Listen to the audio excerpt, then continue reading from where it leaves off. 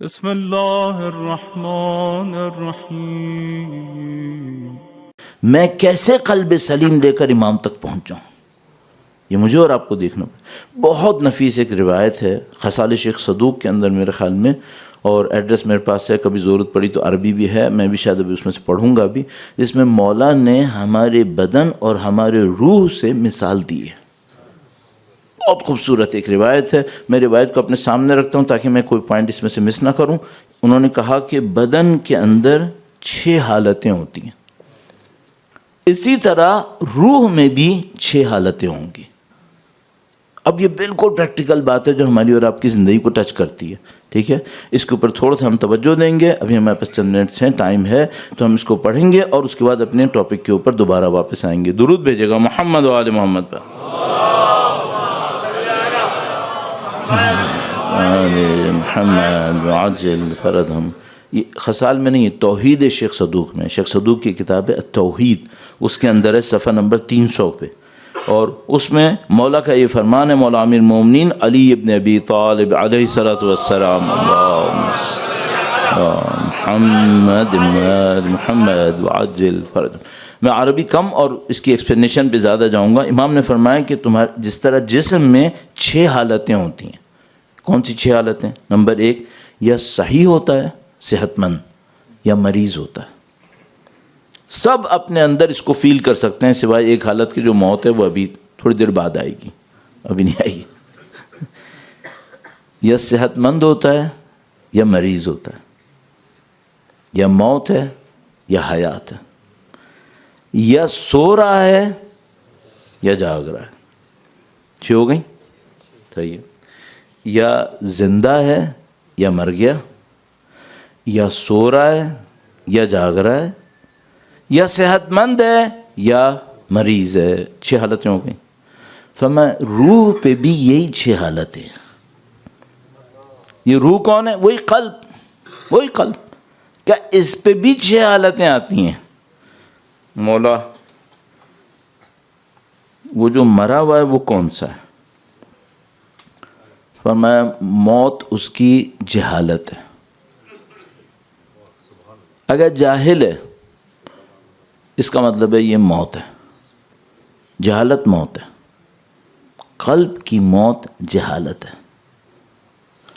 Dead body سے کچھ expect کرو گے تم؟ بلکہ ڈیڈ باڈی سے تو لوگوں کو ڈر لگتا ہے۔ حقیقت بتاؤں، جاہل آدمی سے بہت ڈرنا چاہیے۔ ڈیڈ باڈی تو بیچاری تھپڑ بھی نہیں مار سکتی، اس جاہل کا نہیں پتہ یہ کیا مصیبت کرنے والا ہے۔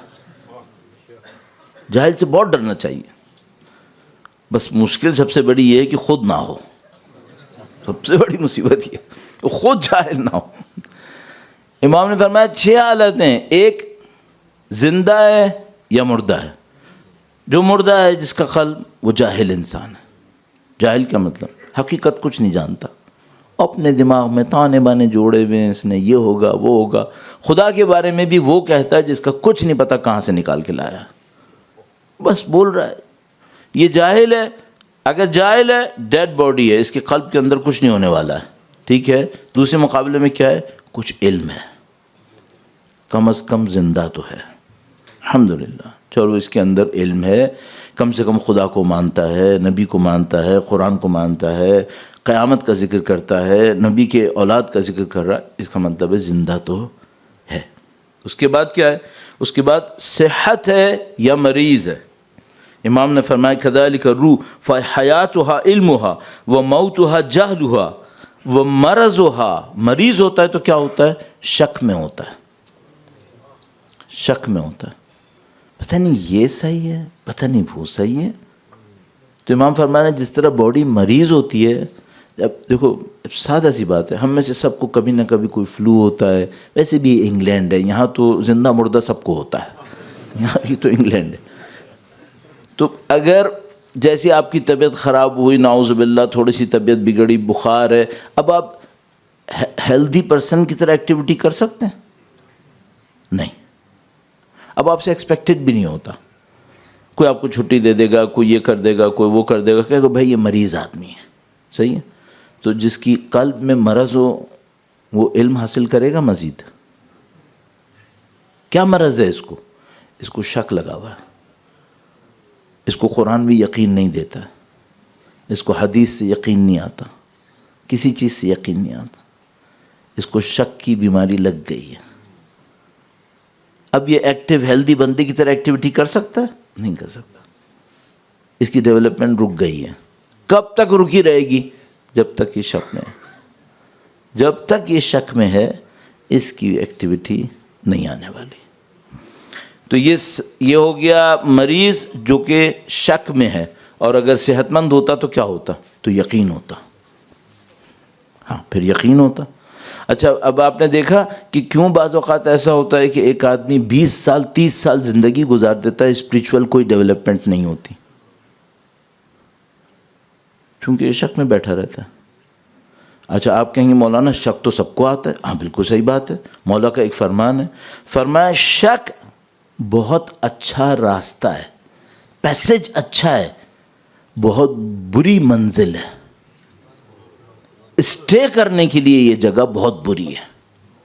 شک دماغ میں آئے کوئی مسئلہ نہیں، کوئی شیطان نے لایا، کوئی بھی لے کر آئے، کوئی مسئلہ نہیں ہے، گزر جاؤ یہاں سے، یقین پہ پہنچ جاؤ۔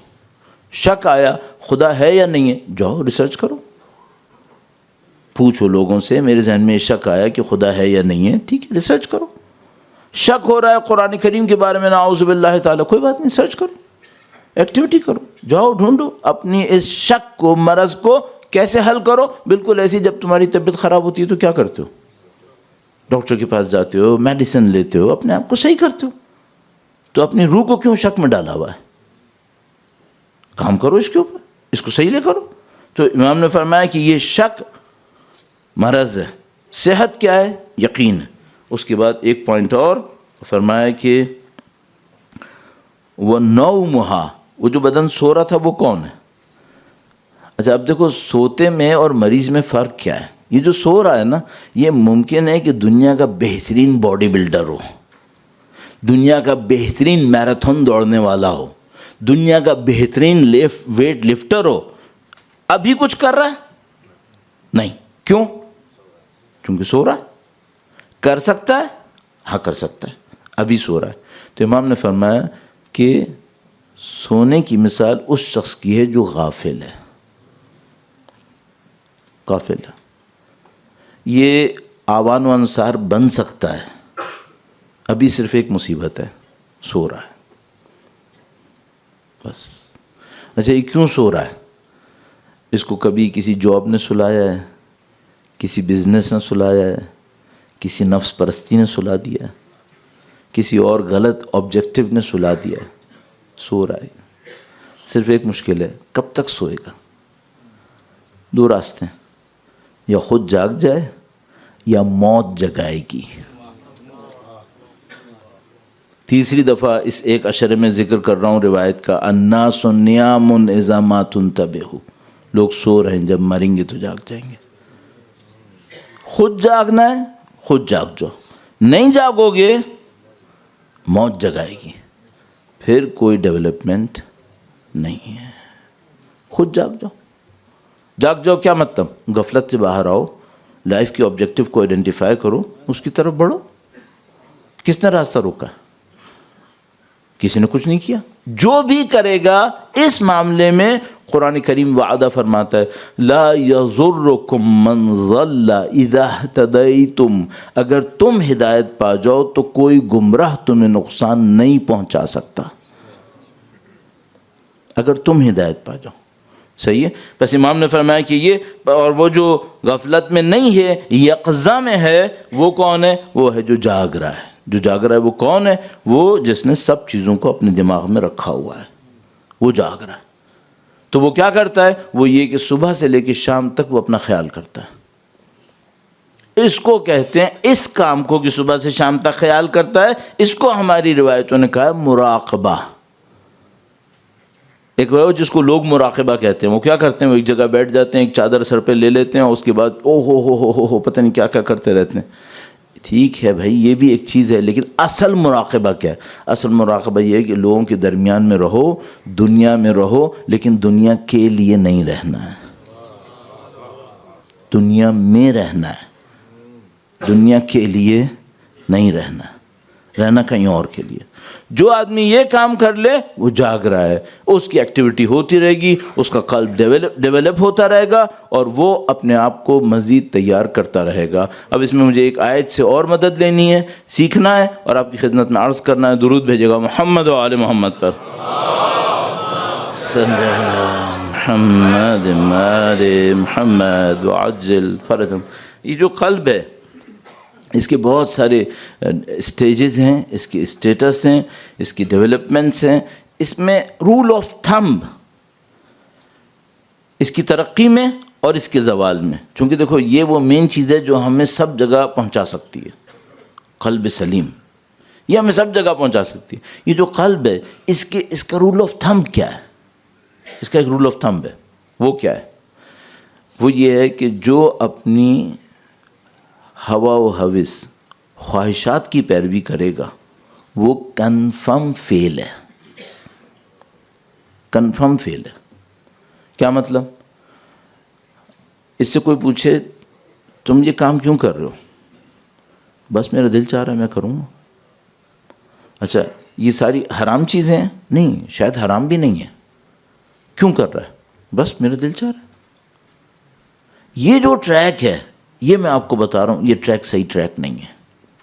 ایک آدھ چیز میں چل جائے گا.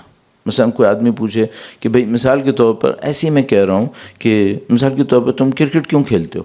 کہ میرا دل چاہتا ہے، مجھے کرکٹ اچھی لگتی ہے. گڈ، صحیح بات ہو گئی. اچھا اب زندگی کا پوائنٹ یہی ہے کہ جو میرا دل چاہے گا میں وہ کروں گا. ہاں اس کا مطلب یہ ہے کہ تمہارے اندر کنٹرول نہیں ہے. اب مشکل کیا پیش آئے گی؟ مشکل یہاں پہ آئے گی. اب فجر ہے 3:02 پر، دل کیا چاہ رہا ہے؟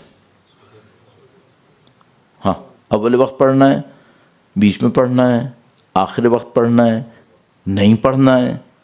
دل کیا چاہ رہا ہے؟ نہیں معلوم. اللہ کرے کہ کسی کا دل اچھا چاہے، صحیح ہے. اور وہ بہت اچھے والے کو تو میں نے ذکر ہی نہیں کیا کہ وہ کہے گا نماز سے پہلے اٹھ کے نماز شب پڑھنی ہے، اس کا تو میں نے ذکر ہی نہیں کیا.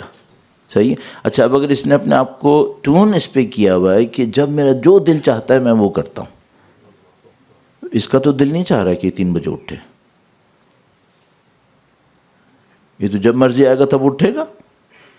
اچھا ابھی ماہ رمضان کے روزے اگر گرمیوں میں پڑ گئے 18 گھنٹے کا روزہ پڑے گا، اس کا دل چاہے گا کہ روزہ رکھے؟ نہیں. یہ دل کی چاہتے چاہتے چاہتے چاہتے امام کے پاس پہنچے گا؟ نہیں. اب اگر کسی کو یہ چاہیے کہ اس کو نعوذ باللہ تعالی اپنے دل پہ توجہ نہیں دینی تو پھر ایک کام کرے، اپنی خواہشات پہ توجہ دے. خواہشات پہ توجہ دے. قرآن کریم نے بالکل پیرالل اس کو لکھا ہے. میں آپ کا زیادہ وقت نہیں لینا چاہ رہا ہوں، یہاں سے آگے بڑھنا چاہ رہا ہوں. قرآن کریم نے سورہ نبی خدا کے نام پہ سورہ محمد ہے، درود بھیجیں محمد و آل محمد. صل علی محمد آل محمد وعجل فرج. ومنهم من يستمع إليك حتى إذا خرجوا من عندك قالوا للذين أوتوا العلم ماذا قال آنفا. قرآن کریم فرمایا کچھ لوگ ہیں نبی کے پاس بیٹھتے ہیں، کچھ نہیں سوچتے، کچھ نہیں سمجھتے، نبی کے پاس سے اٹھ جاتے ہیں اور صرف باتیں بناتے رہتے ہیں. یہ کون لوگ ہیں؟ اولئک الذین طبع اللہ علی قلوبہم. یہ وہ لوگ ہیں جن کے قلب پر خدا نے مہر لگا دی ہے. کیوں؟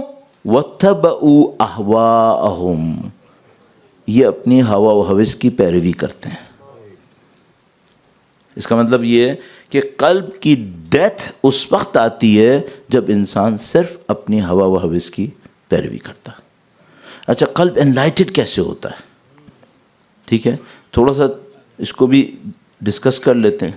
تو ایک کانسیپٹ ہے ماڈرن فزکس جو ہمارے پاس کنونشنل فزکس ہے اس کے اندر کم ہے، لیکن جو اور ٹائپ کی فزکس ہیں ان کے اندر ہے.